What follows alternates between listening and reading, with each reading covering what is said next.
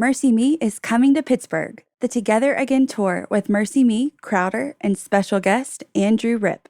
Thursday, October 5th. Bring your family and friends to the PPG Paints Arena in Pittsburgh for Mercy Me, Crowder, and Andrew Ripp live in concert. 3 multiple award-winning artists on one stage for one night. Let your spirit soar, your heart sing, and your faith ignite. Mark your calendars for Thursday, October 5th. Get your tickets now at mercyme.org. It's exciting that the business boutique was made for you. I know that I can make a difference in people's lives, and I want to do that. Hearing a lot of what other people are going through is really healing in a sense and motivating as well. I have the world in my hand, and I can do whatever I want to. Learning from some of the top leaders who can make these dreams a reality is just so exciting. It ignited a passion in me to know she can do that, we can do that too. I'm so blessed to have heard the podcast that led me to this moment.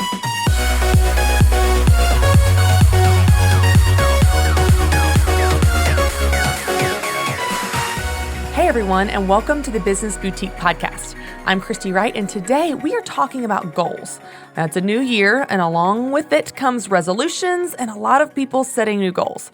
I have goals, and I'm sure you've probably made some yourself. Maybe you've set goals in your personal life, and perhaps you've set some goals in your business as well. I hope that you have.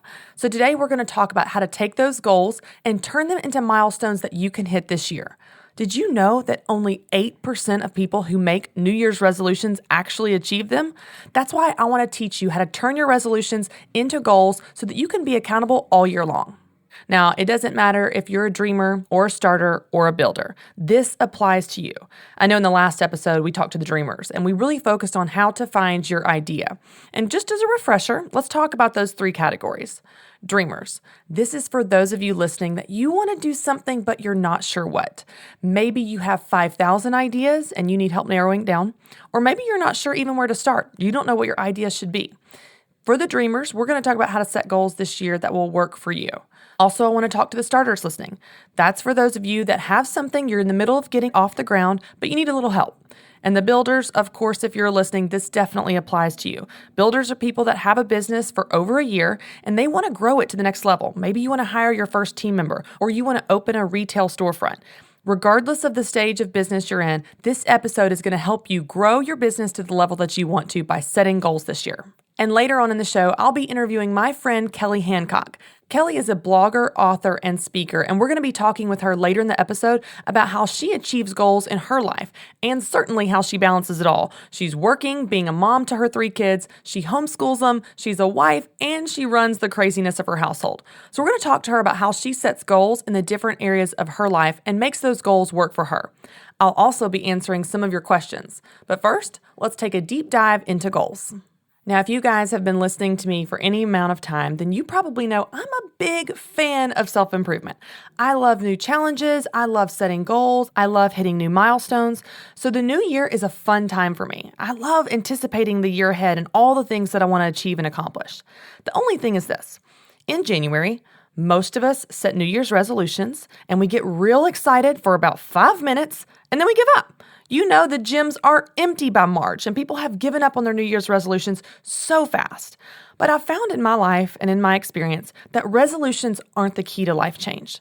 The key to life change are setting goals. When you set goals, there's something totally different that happens in your life that creates habits that can actually work for you. Resolutions, they're more like a good idea, right? Like you have the resolution to do something different, but you don't always follow through. But goals are different. And that's what I want to talk about in this episode. I want to talk about how you can set goals in your life and in your business that you will actually achieve, where you look back and you're proud of yourself because you actually hit that milestone. You actually followed through and you reached that goal you wanted so badly. Now, I've noticed that goals are kind of used as a synonym for resolutions or intentions or habits. But you know what? These are not the same thing. While many resolutions are forgotten and habits don't always stick, goals actually have a high follow-through rate and success if you set them the right way.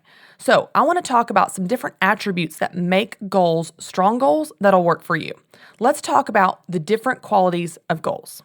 When you're setting any goal this year, it first needs to have 3 different attributes to make it a real goal by definition. The first quality it needs to have is your goal needs to be specific. Now, I know this sounds pretty obvious. You're thinking, yeah, I need to specify what I'm going to work on.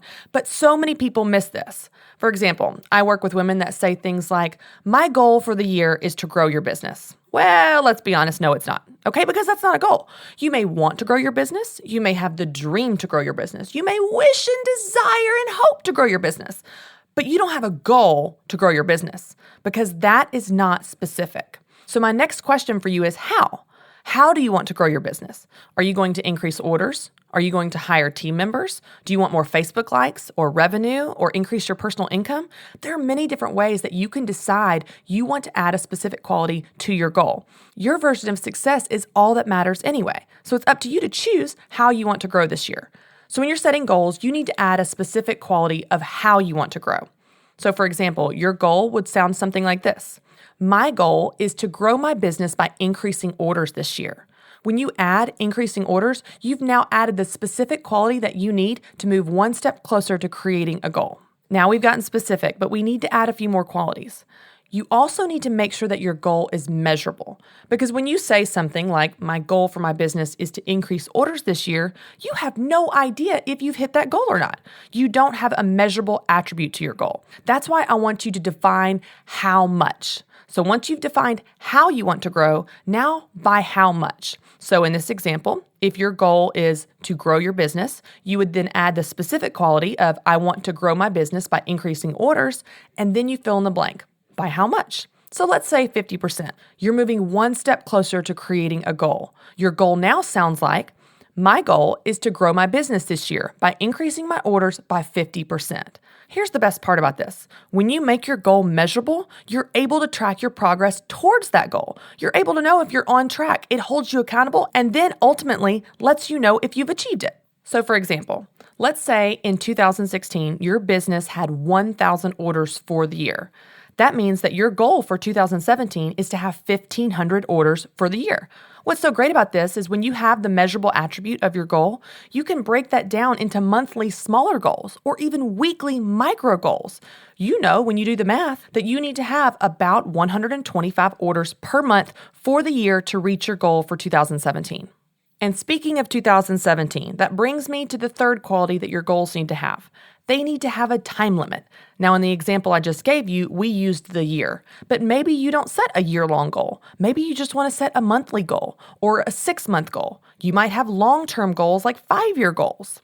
Now, speaking of 2017, that brings me to my third attribute of great goals. Your goals need to have a time limit.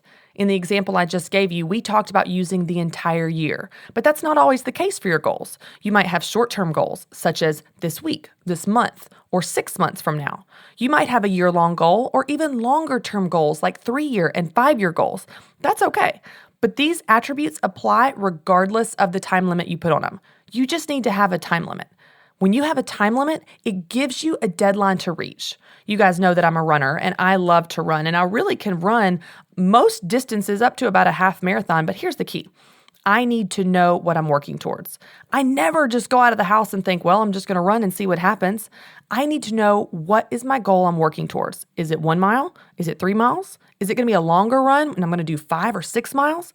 I can usually reach it if I'm in decent shape, but I have to know what my finish line is. And the same is true in your business. What's the goal you're working towards? Is it going to be July that you're going to reach your goal, or December?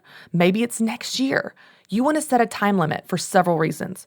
For one, it enables you to track your progress along the way and stay on track. But also it lights a fire under you to actually start working towards it. If you just say, oh, I'll work on that sometime, it's never going to happen.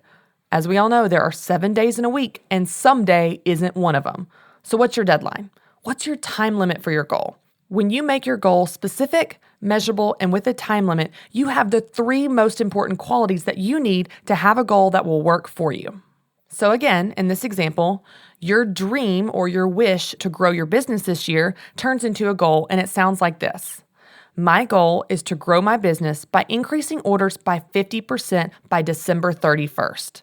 You have a specific quality, it's measurable, and you have a deadline, December 31st. Now you have a goal that you can track and actually achieve. Okay, so we've talked about the 3 most important qualities that you need to set a goal. Now I want to give you 3 more qualities. And these are not as important, but I will tell you, if you have these qualities, you're much more likely to actually achieve your goal. Let's talk about what those are. The first thing is this: your goal needs to be realistic. Now, I'm sure at some point in your life, someone told you, you know what? You can be anything you want to be. And that sounds so nice, y'all, but that is simply not true. For example, I cannot win American Idol, I cannot be president of the United States, and I cannot play in the WNBA, to name a few. There are some things I'm just not good at, and it's not realistic. Now, I can set a goal to achieve all those things, but here's what's going to happen. I'm going to be frustrated and disappointed. And that's what happens when you set goals that are not realistic. You end up working really, really hard towards an inevitable disappointment. In my example, I can't sing, so I'm not going to win American Idol. I don't really care for the political rat race, so I'm not interested in getting into politics at all. And my hand-eye coordination is some of the worst ever. I'm not going to be in the WNBA. I can't make a basket in a game of horse. This is not going to happen for me. So instead, I set goals that are realistic. Now, that doesn't mean I don't push myself. Let me be really clear here. This is not an excuse for you to set a really low bar and barely make any improvements this year. It just means you're going to be realistic. What's a stretch for you, but you know it's achievable? When you set goals that are realistic, you're setting yourself up to win, and that's what I want for you. Everything about goals should be helping you actually achieve them. Now, after you've checked to make sure that your goal is realistic, I also want you to check and say, hey, do I want to do this? Now, that seems like a pretty obvious thing, but you would be amazed at how many people spin their wheels trying to achieve someone else's version of success. I struggle with this myself, and especially with social media and seeing everyone else's lives around you, you think, hey, I need to do that too. I should set that goal. I should take that class. I should grow my business that way. I should take on that opportunity or responsibility. I actually experienced this myself last year when I was in small group one night, and one of the guys in our group was talking about how he had a goal that year to read 30 books. And do you want to know what my very next thought was? I thought, oh, what a great idea. I need to read 30 books. No, y'all. No, I was very pregnant with a baby at home, writing a book, traveling all the time. That would be a very bad idea for me to set a goal to read 30 books. It was a goal that I didn't even care about. Now, sure, I like to read, but that wasn't great timing for me to set that kind of goal. That was my friend Dan's goal, not my goal. And it's amazing how many people chase goals because someone else wants them to. My mom wanted me to be a doctor. My sister told me we should go into business together. My husband really wants me to do this thing. Here's the reality. If someone's pushing you to do something, if you don't want to do it, I mean in your heart and in your deep conviction yourself, you don't want to do it, you're not going to do it.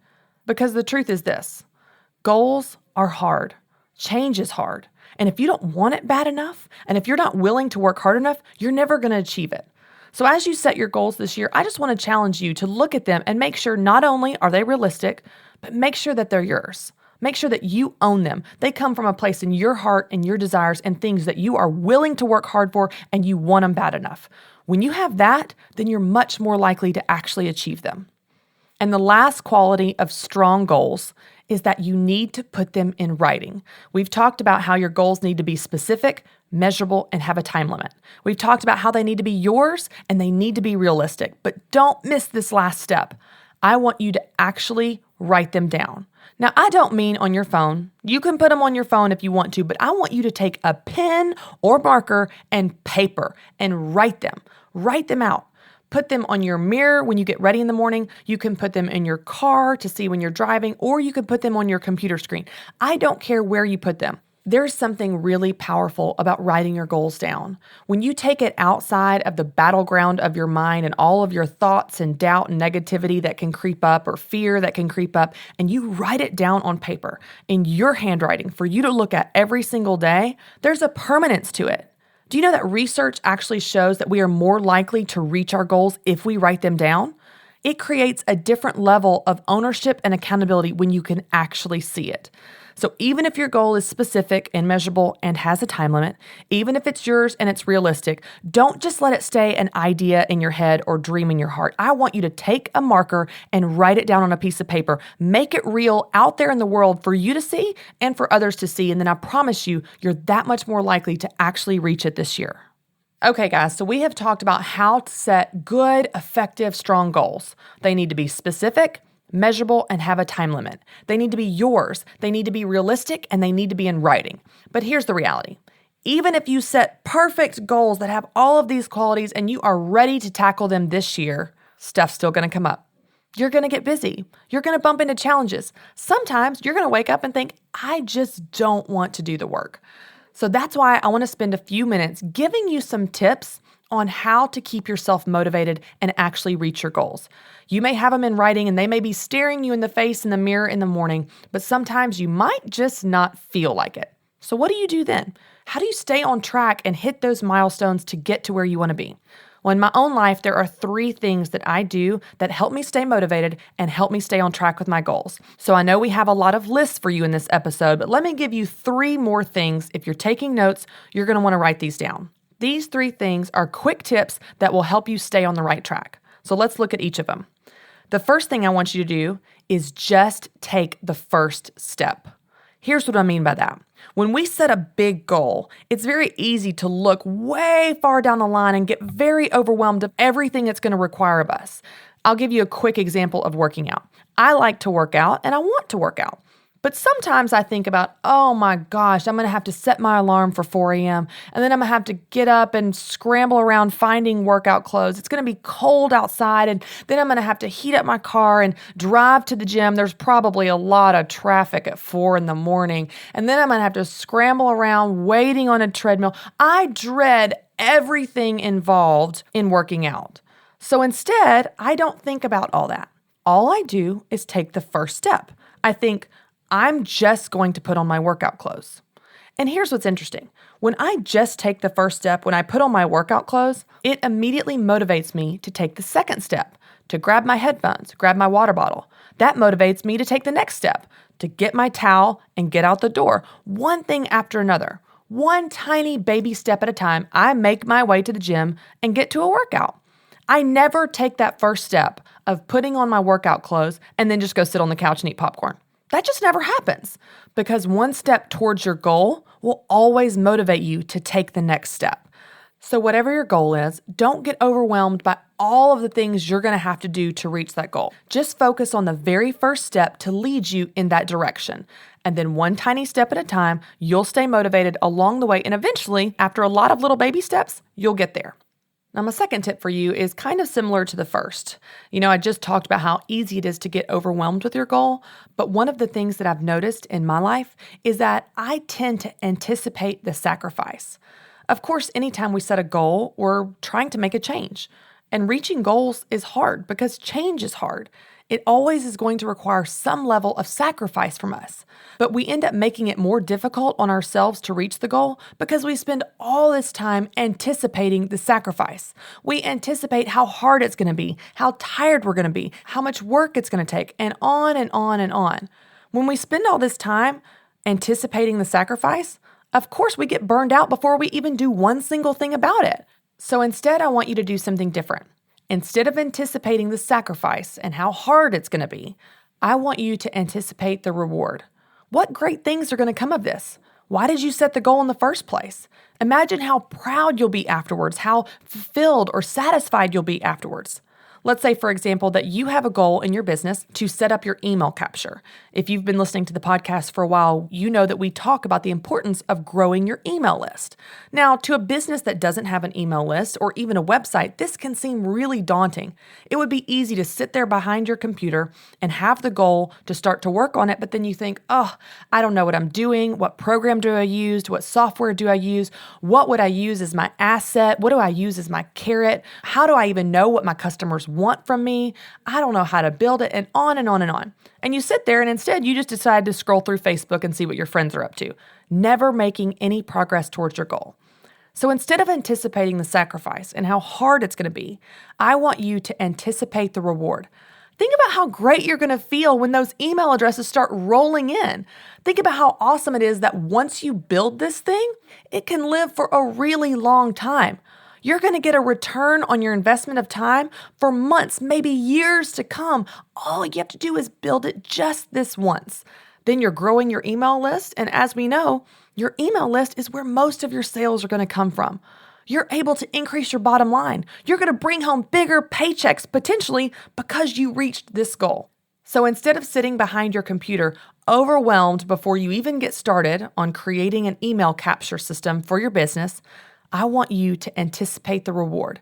Anticipate all of the great things that are going to come once you reach this goal. When you start to anticipate the reward, it really motivates you to get moving towards this thing because you are ready to experience those benefits.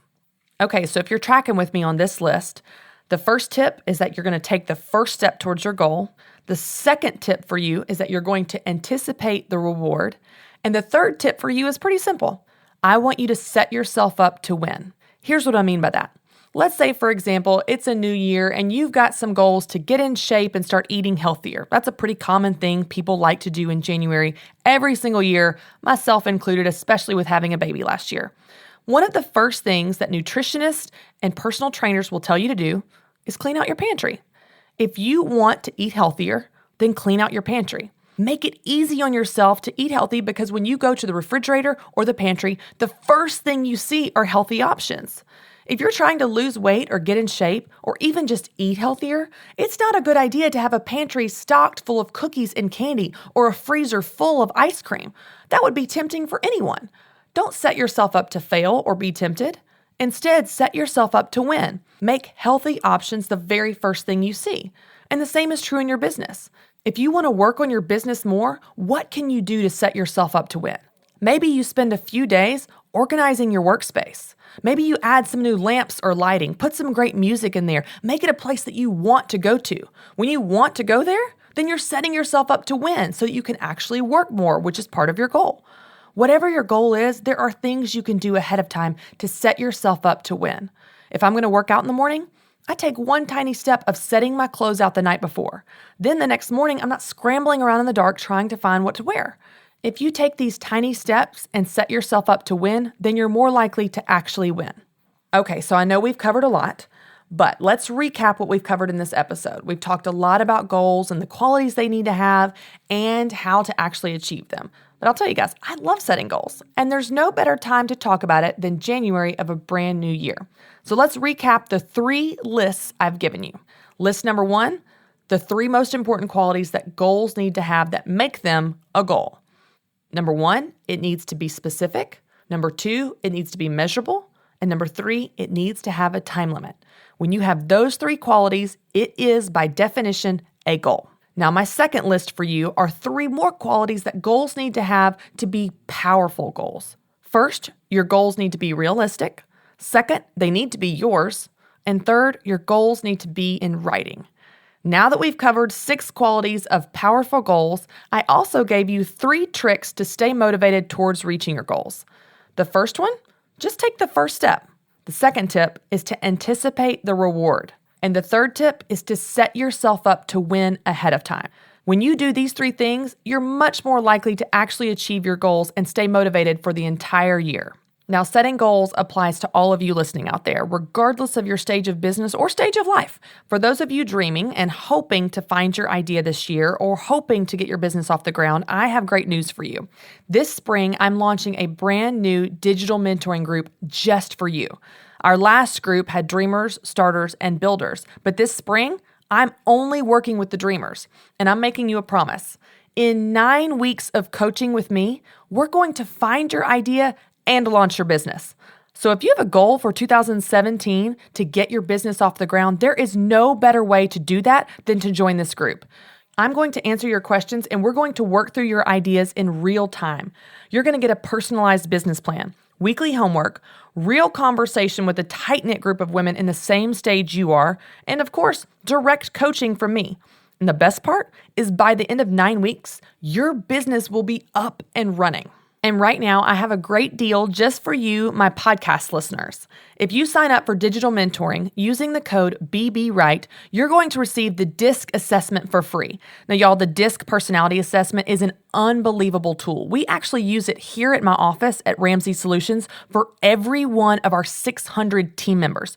It shows you your strengths and weaknesses. It shows you how you communicate. It shows you how to lead others and how you work best. It's an unbelievable tool to help you in business and in life. Now, the DISC assessment is usually $29.95, but it will be yours free when you sign up for my digital mentoring course with the code BBWright. That's BBWRIGHT. So head on over to businessboutique.com and click on resources to join us. The link is also in this week's show notes. Now I'm excited because I have a good friend of mine here with me, Kelly Hancock. And Kelly is a business owner and blogger, and she's been through this crazy journey of business just like you. Kelly's the founder of FaithfulProvisions.com, which is a money-saving blog that features the latest deals and frugal recipes and, of course, strategies for saving more money, which we love to read about. Kelly, thank you so much for hanging out with us. Thank you so much for having me. Now, Kelly, I know you've spoken at several of our Business Boutique events, and you always add such value about your story and your experience of building your business. But for our listeners that haven't been to an event or maybe aren't familiar with you, I would love it if you would just tell us a little bit about how you got the idea to start your business and your blog in the first place. It's a funny one because it's not like a lot. My goal wasn't to start a blog. My goal was I was just helping some people to learn how to save money and stay home. I have a blog. But what I had done back before we had children is my husband and I both had full incomes, and we decided I was going to stay home after our first child was born, but our incomes were not going to allow that and us stay in the house we were in. Well, we decided after a few weeks I was going to stay home. And then once I did, we found that it was going to be a bit of a stretch. So I started focusing on different ways to save money or bring income in. And it just grew into a business by nature of I started helping other women. I started finding all these ways to save money. And disseminating the information was getting to be a little bit of a challenge. So people kept asking me to start a blog, and I didn't want to blog. Okay, so tell me, what year are we talking about here? Like, is this when blogs were super popular or before they kind of got popular? When did you start your blog? Right before they got popular. This was in 2008, September of 2008. Okay. And so people knew about blogs, but they weren't huge. But my friends who'd been following me and that were kind of techie were like, you need to start a blog. And I had been giving the information out via email is what I've been doing. Okay. And it was just getting a little obnoxious because I was having to send a ton of emails a day. And I was kind of like, all right, this is like a full-time job. Yeah. And I wasn't making any money off of it, which I was fine with at the time. It's so interesting. So many women that come to our events, and I'm sure you've met them, their business starts very similarly to yours in that it's kind of accidental. Mm-hmm. It's like they just start out helping people, and they're like, somewhere along the line, either they have the idea or a friend has the idea or their husband says, hey, you could make money at this. Mm-hmm. And so they begin to look at it a little differently, like there's some potential here and some opportunity. And so at what point did you realize this could actually be a business? And then what steps did you take to make it a business? Well, that's a great question. It actually started out, I was not blogging even to do the financial piece of it because I didn't know you could make money on a blog. I was just doing it to make my life easier, which, as we all know, that really isn't the case with blogging. It's work. But what happened is about 6 months later, my husband lost his job. And so I had quit. He had lost his job. And here we had this blog that we knew nothing about.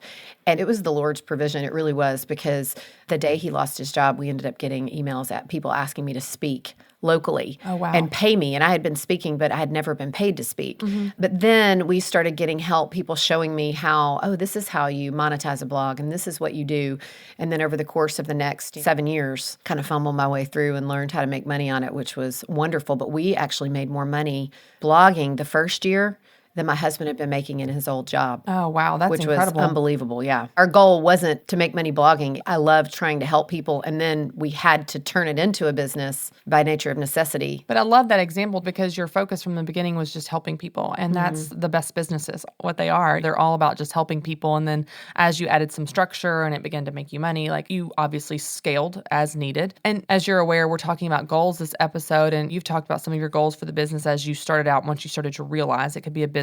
But you have an interesting kind of journey through your business and different seasons that your business went through and that you went through with your personal life and what you wanted the business to do for your family. So I'd love it if you would just kind of talk us through a timeline, like from the beginning, from the time that the blog started to make you money and became obviously a lot more successful and it was bringing in an income for your family, all the way through kind of when you started making transitions to set different goals and how those goals changed. Because I think a lot of times, at least in my own life, I feel like I have to have the next 20 years of my life figured out. Mm-hmm. And then when plans change along the way, I'm like, oh man, I missed that mark. It's like, no, the mark just changed, you know? Mm-hmm. And so talk me through a little bit of a timeline of your journey in setting goals and how those things have changed along the way. Well, and ours definitely changed at 180 within a few years. So we started out in 2008 and we really had no goals. At that point, our only goal was to replace my husband's income in any way we could.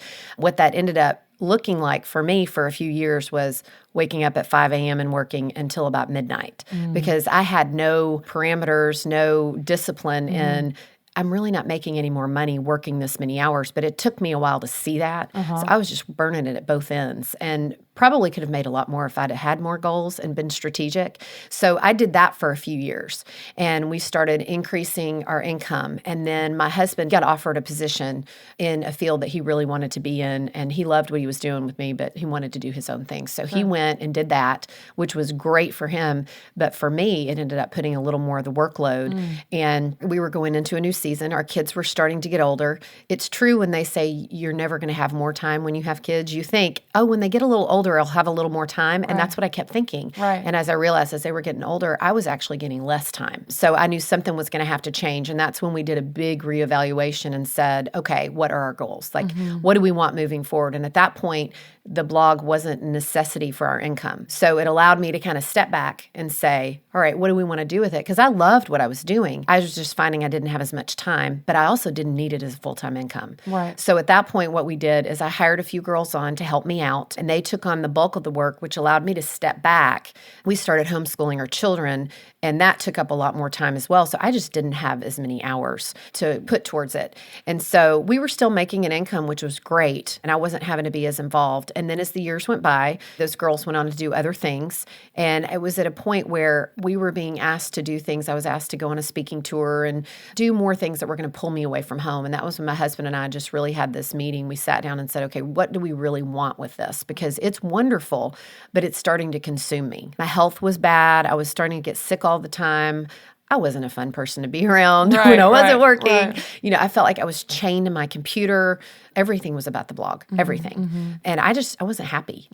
And so my husband and I decided for my health and for my sanity and for them, more importantly, we needed to change some things. So that was at the point where we were probably posting 20 blog posts a day. That's insane. nuts. Now, they're different than most blog posts you read, so it wasn't lots of content. It's a deal blog.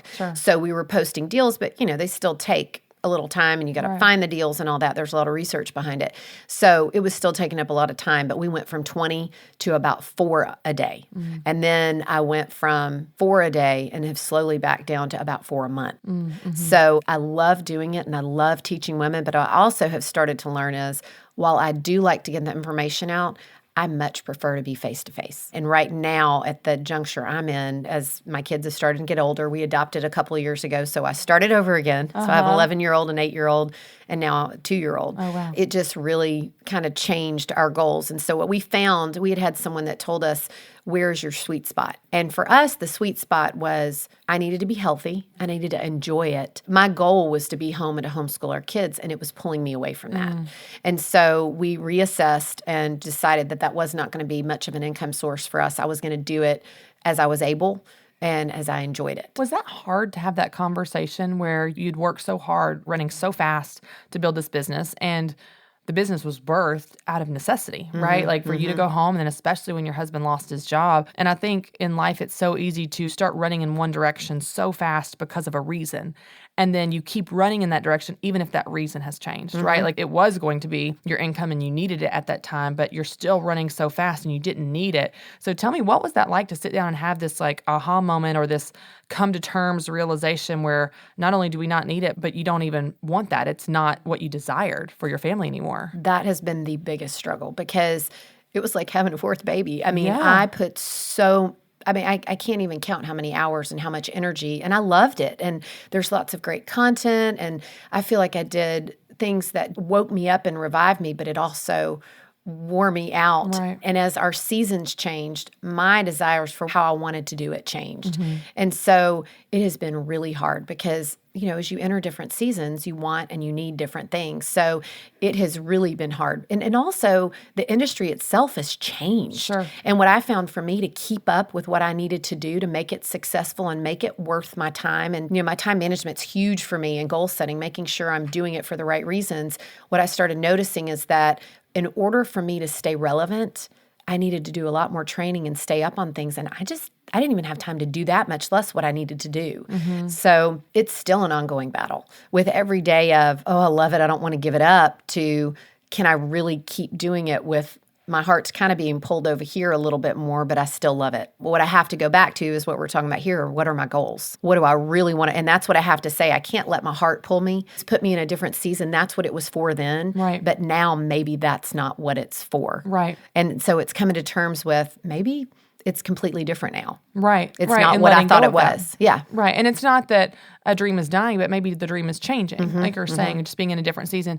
Did you feel like that when you were scaling back, especially when you were at the peak of this and you were very used to not only the schedule and the hours, which wore on you, but also the income, did you feel like you were leaving money on the table? Was that hard to walk away from? Yes, big time. Because, I'm all about saving money and earning where you can. And I am so big on time management and making use of resources and not wasting anything. And that has actually probably been the hardest thing, because sometimes I feel like, did I waste all those email subscribers that really wanted to hear from me and I didn't give them what they wanted? And I could have provided more for my family if I had just given a few more hours each week. And then I look back and I go, but where am I going to get a few more hours each week? Like, there's only so many hours in the day. And so that's, yes, there's a huge struggle there. And I think that's the hardest part, is just making that decision and being good with it. Well, and one of the things that you keep coming back to, especially in talking about goals, and you've mentioned this multiple times, is your time. And as you know, I love talking about this topic of life balance and time management and this messy journey we're all on, especially as women with the different roles that we have. But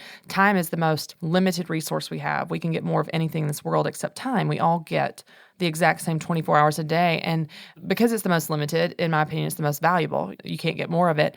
And what's interesting is I feel like, especially as women, this is true in a lot of areas and industries, but especially as women, our work and our business, especially if you're a small business owner, in your case, blogging, in my case, helping women with their businesses, the work is never done, right? No, like there's it's never always done. 5,000 more mountains of work to do than you're capable of doing than the hours you have in a day. So you're never going to get it done. Like, that's a reality. But then when you look at your home life and your children, it's never done. The work is never done with them either. And so in both areas of your life, your home life with your family, your spouse, parenting, and just keeping the house clean, which I'm finding is impossible these days with 2 babies, between your home life and your work life, both areas, you feel like you're trying to catch a tidal wave with a teacup. And it always feels like this trade-off. Like, I was walking out the door the other day and both of my babies were there. I have a 2-year-old and a 4-month-old. And I looked at them as I was walking out the door, and I was exhausted, and I have spent plenty of time with them for 4 months being home on maternity leave. But there's never a time I realized that it feels really exciting to walk out the door. Like, there's never a moment that walking away from those faces ever feels good or right or okay. But if I'm going to be a working mom and do what I love and use my skills that God's given me, I have to walk away from that sometimes. But the same is true here. There's never a time I leave the office and think, well, my work is done. I mean, let me just prop my feet up because I have done all there is to do in helping women with business. So that's part of my struggle with time. But talk to me about in your life with your family, and I know you're kind of learning as you go, like you said, but with your time and your family and the needs of the blog or the business or the financial needs, how do you live guilt-free? What are your tricks for being present with your family when you're there, but also being present in your business, this thing that you love as well? Well, it has taken a long time, and there's still a little bit of it every once in a while. I think where I go back to is what we're talking about is I think of what is my ultimate goal. Like, what do I really want out of life?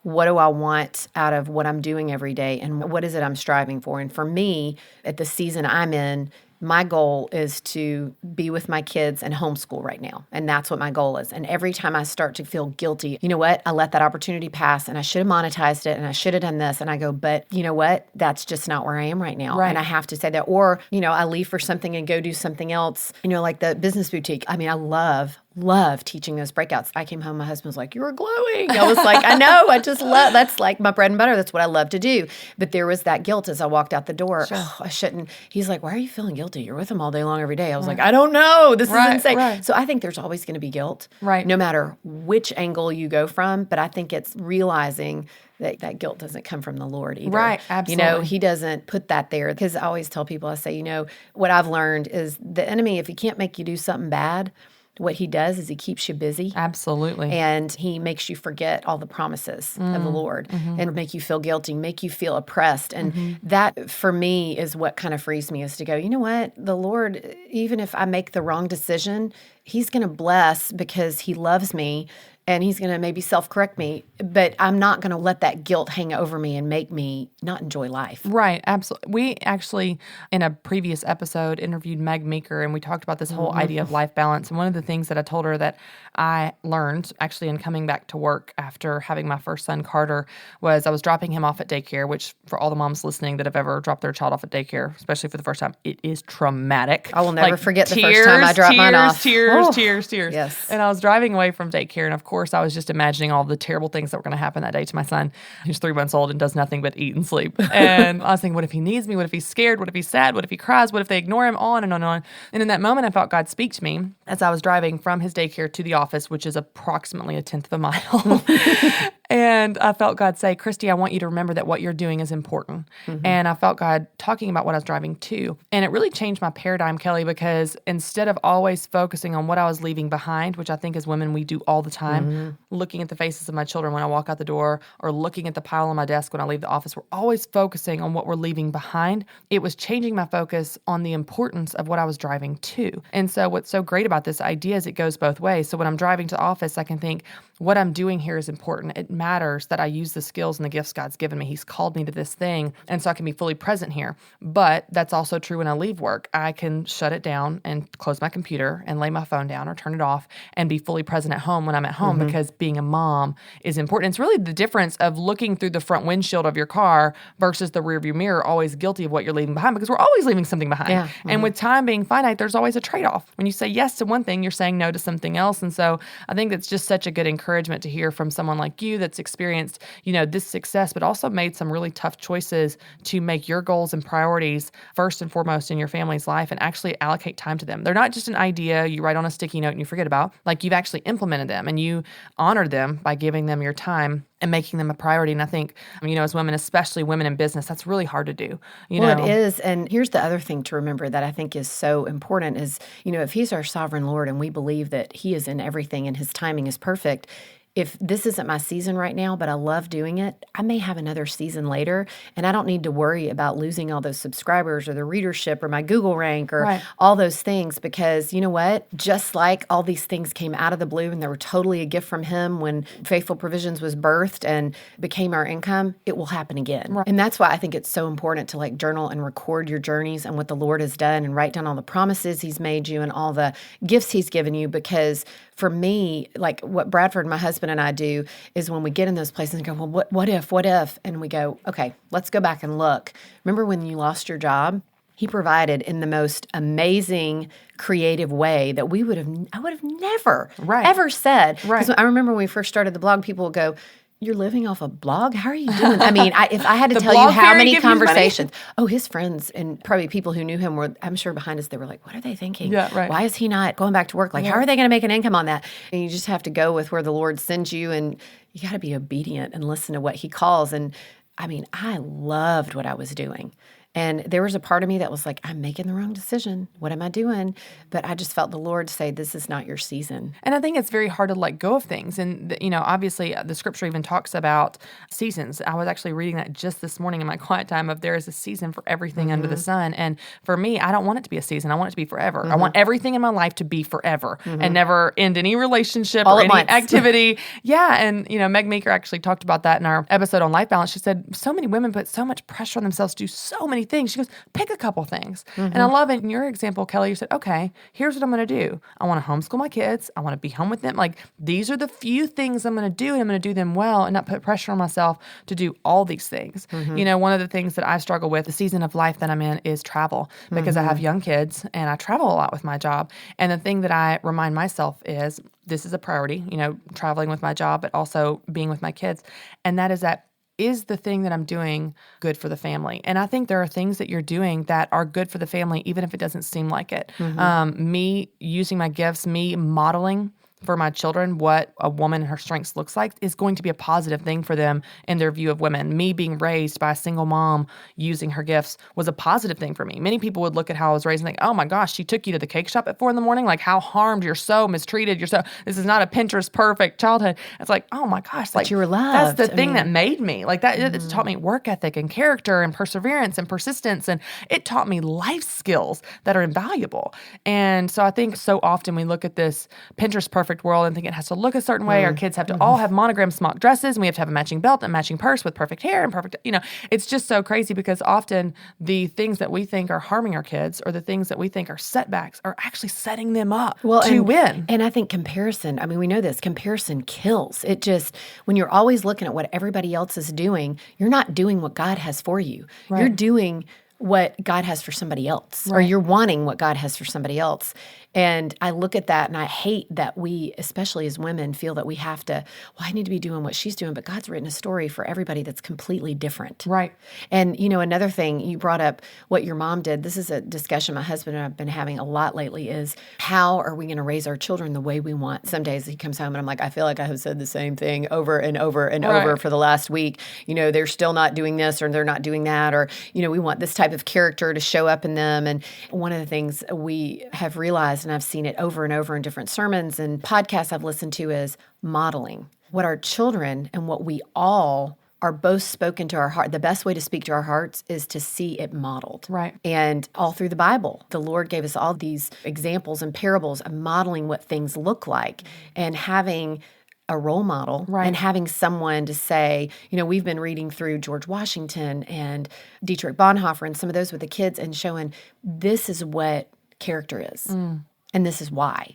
And looking at what those people have done, and it's exactly what you said with your mom. It's letting them see that, I love the Lord and I love you so much that, we can't have it all, but we sure can have a lot. Right. We can have these things that are our priorities that we established as a family. It's so good. I love what you said about comparison, which is certainly a struggle in our generation with social media, and especially even as women. Rachel talks about this in her book, Love Your Life, Not Theirs. But I love the verse in Galatians. It's the Message translation where it says, therefore, let us not compare ourselves to one another as if one were better or another worse. And then it says this, we have far better things to do with our lives. And I'm like, amen to that. We have far better things to do with our lives. And so just focusing on those priorities. And I love too how you talked about focusing on what are your priorities? Like, what are your goals? The season of life that you're in, not looking at everyone else and saying, oh, well, I should set this goal. Well, this mom is setting a goal to read 30 books this year. That should be my goal. Or this mom is cooking every night. I should set a, it's like, no, what are your goals? And being confident. I think as adults, part of being comfortable in your own skin means finding confidence in the choices that are right for you, being the key. What are the choices that are right for you? And being confident in that regardless of what anyone else is doing. And Kelly, I just love your story and I love your example because you're certainly someone that has modeled that not only for your children, but even in your example as being a businesswoman and at events when you speak, it's much more about your business. It's about your whole life and your journey. So thank you for sharing with us at our events, but also here on the podcast. I would love it as we wrap up if you would just leave our listeners with maybe some words of encouragement. And it can be about time management like you talked about, or priorities, or certainly goals as we're starting a new year with a clean slate, and maybe some of these women are feeling discouraged and not sure what goals to set. So maybe you can just wrap up with some words of encouragement for them. Definitely. And thank you for having me. I've really enjoyed it. I think the most important thing, people start with their New Year's resolutions and everybody feels like they have these big lists of things to do. And I think for a lot of people that just suffocates them because they don't know what to do. But what I want to encourage is just to think big picture. Like if there's one thing I really want as my goal, whether it's self-change or I want for my family, what is that thing?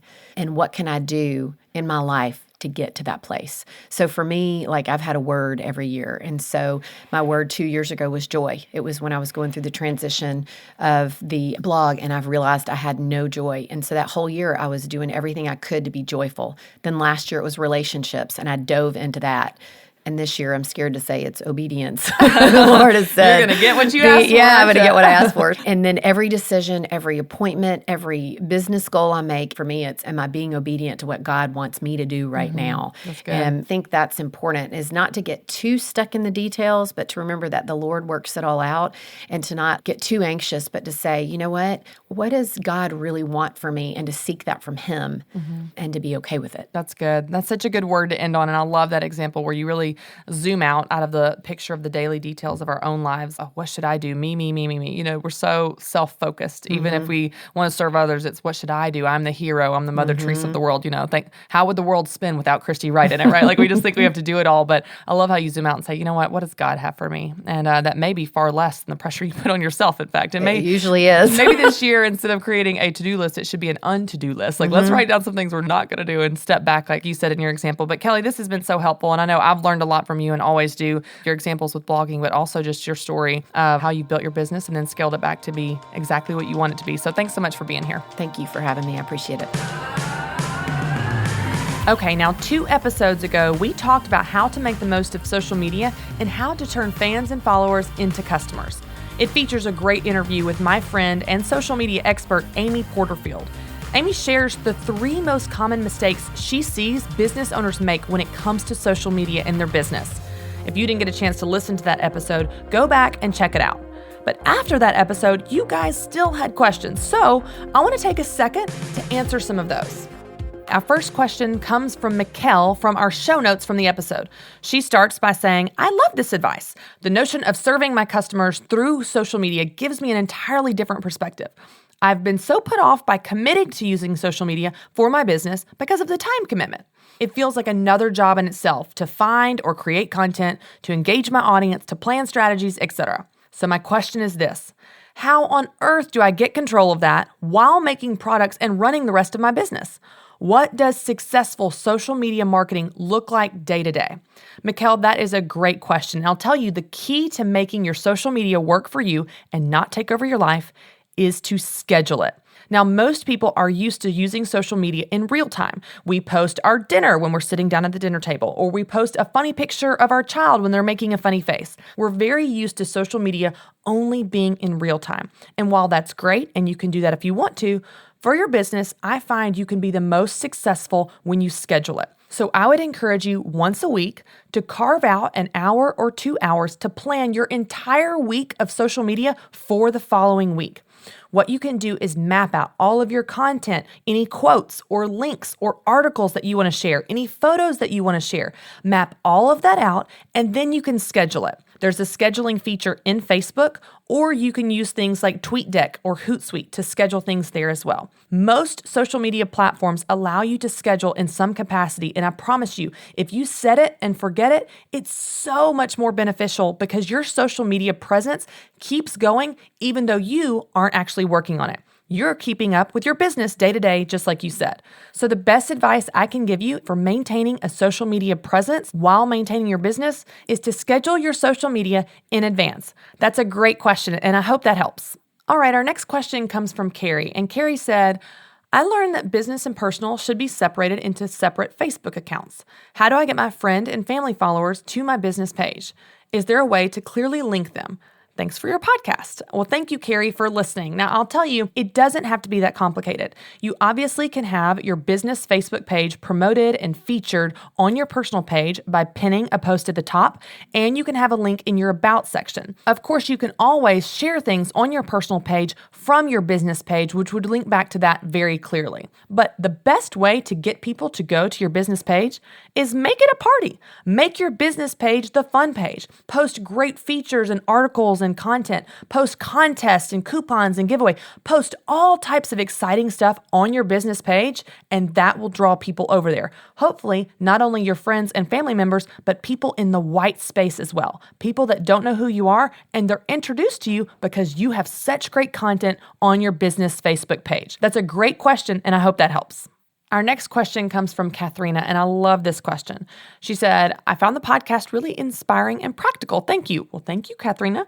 Wondering if you had any tips for creating great content consistently. I'm starting a fashion line, and I only release new product twice a year or so. Do you have any thoughts?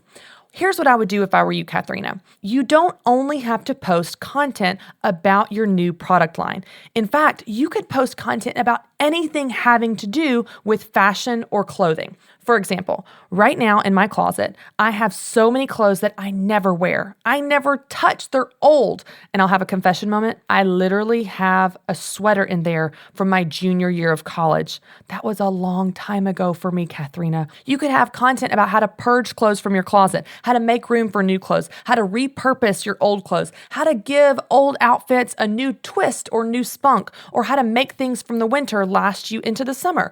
There are tons of ways to take different angles on the fashion industry that doesn't have to do with just new product lines. I bet you have a wealth of knowledge and tips and tricks that you can create content from that people would really appreciate. Great question, Katharina. I'm excited to see what you come up with. All right, our last question comes from Melissa from Facebook, and she says, What email marketing programs are the best? Melissa, this is a great question, and I know in business it can be really overwhelming to get email capture started on your website if you don't know anything about it. I will tell you that there are tons of programs out there, and probably 3 of the most common would be MailChimp, MyEmma, and Infusionsoft. Some of those are programs we use here at my office at Ramsey Solutions, but I'll tell you that all of them are very user-friendly. They really take the thinking out of it, and they walk you through the process step by step. So even if you don't know anything about email capture, they can help you implement it in your website and in your business.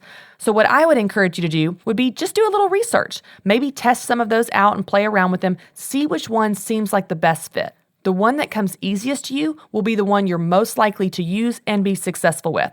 But it's a great question, and I'm excited that you're getting email capture started because that's one step closer in building your client base. Now, if you have a question about something we've talked about here on the podcast or anything regarding your business, I want to hear from you. You can send me your questions via Twitter and Facebook by using the hashtag AskChristyWright. We've also set up a group in the Business Boutique community at businessboutique.com called hashtag AskChristyWright, where you can send me your questions and interact with the rest of the women there. So send me your questions. I can't wait to hear from you. All right, now your homework for this week is to set some goals. Don't let fear get in the way of your dreams. I want you to listen back to the teaching segment of this podcast and take notes if you need to. You can read my blogs on goal setting in the show notes. Do what you need to do, but don't hesitate. Set your business goals today. And if you feel like sharing your goals, I'd love for you to post them in the comments to this episode at businessboutique.com/podcast. And remember, if you're a dreamer and you're ready to find your idea and launch your business this year, there is no better way to do that than by joining my digital mentoring group this spring. Visit the show notes to this episode at businessboutique.com/podcast for more information. I hope to see you there. Now that's it for this week. Thanks so much for hanging out with me as always, and don't forget to subscribe to the podcast. For more encouragement on how to make money doing what you love, visit businessboutique.com.